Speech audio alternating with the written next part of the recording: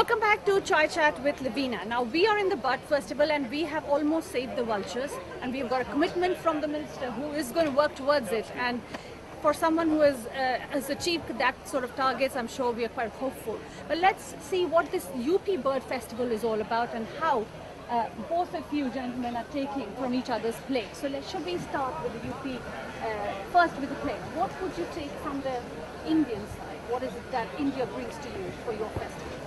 Well, India, of course, brings support financially initially, which is very, very important, because without the sponsorship from the many people around the bird fair, the different companies, but now to have another bird fair for the very first time actually being a sponsor, it just shows how the family is growing and how this family can work together to create a better world for all of us. And I know working with the UP Bird Fair, the strength of conservation both here and in India for BirdLife International will increase. So we're delighted and thank you so much. Excellent to be working. It's a great joy. It is a great joy to be doing it together. UK Bird Festival, yes. Please tell me about the Bird Festival. When, where, how?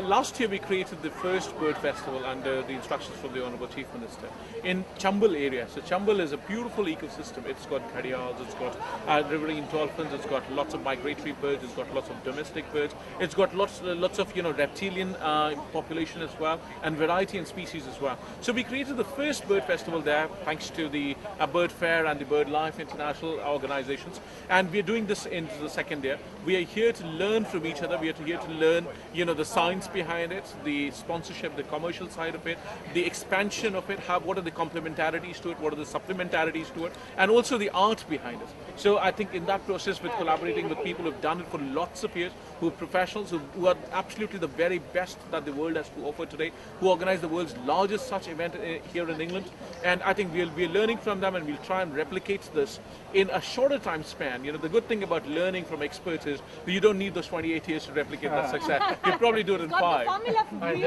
Smart man. He's got the head over us. So he did come from IIM and the bird management. Yes, absolutely. So that's why I think it's a great partnership, and we'd like to see it flourish, take it forward, and go to the next level.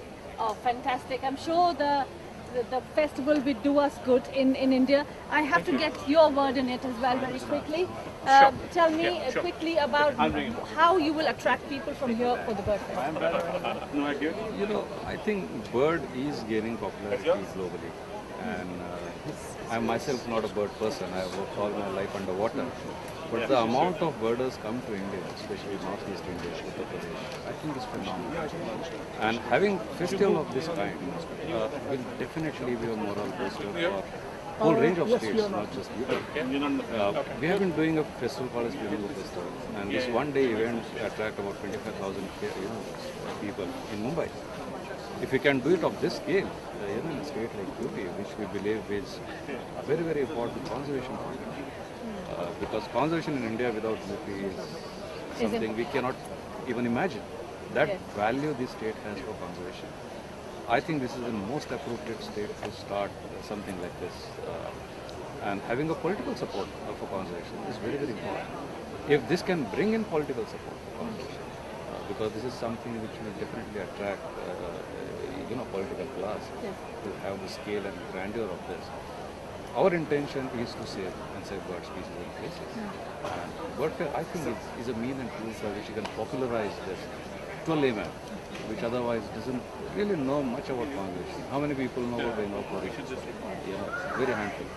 But I think these are the mediums by which people will come to know what is the authority. And that is what is important, that people will come to know. Can I just borrow you one last minute? Because as we know, you said environment is not possible without UP.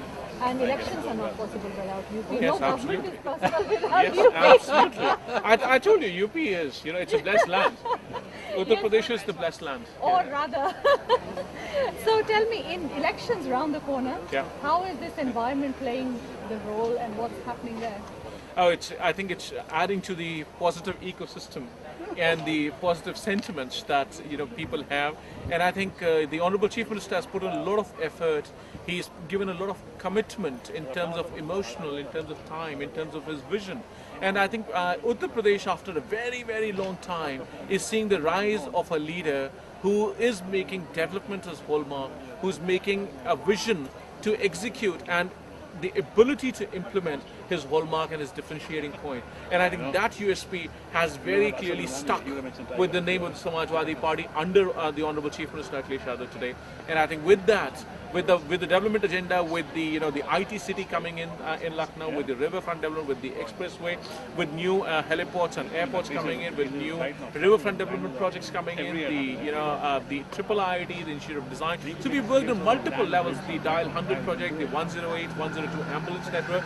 When we came into power, we probably had a few hundred ambulances in this state.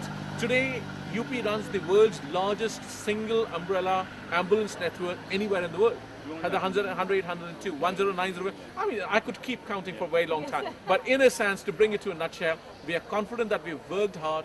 Whatever was expected of us, we've delivered with full intellectual honesty and full financial integrity. And Uttar Pradesh is keen for Akhilesh Yadav once again. Okay, we won't go into the election pitch and the election talk. No, just to add to this. So, our Honorable Chief Minister has just made an announcement some months back that his will be the only government and the party which will come out with a green manifesto, which he intends to launch in end of November. And that will sort of showcase what we intend to do over the next 5 years towards the environment. Yes, fantastic. Thank you. Now, Abhishek ji, just sell your festival to the people here. Why should they come? Yeah. Well, Uttar Pradesh, we are organizing the Chambal Festival. It is a beautiful ecosystem. It's a beautifully biodiverse region. The river is lovely. It's beautiful. You can see gharials there. You can see crocodiles there. You can see dolphins there. You can see a range of birds, local and migratory in December. It is next to the Taj Mahal, which is the world's most beautiful monument dedicated to the power of love. A man creating such a thing for his wife. Unbelievable, isn't it? So please, you're more than welcome. Please come. Be a part of that event. I'm sure you will enjoy. The food is lovely, the shopping is brilliant. It couldn't be a better destination than Uttar Pradesh. Fantastic. I will vouch for all the food and shopping that the Minister Sahib has said.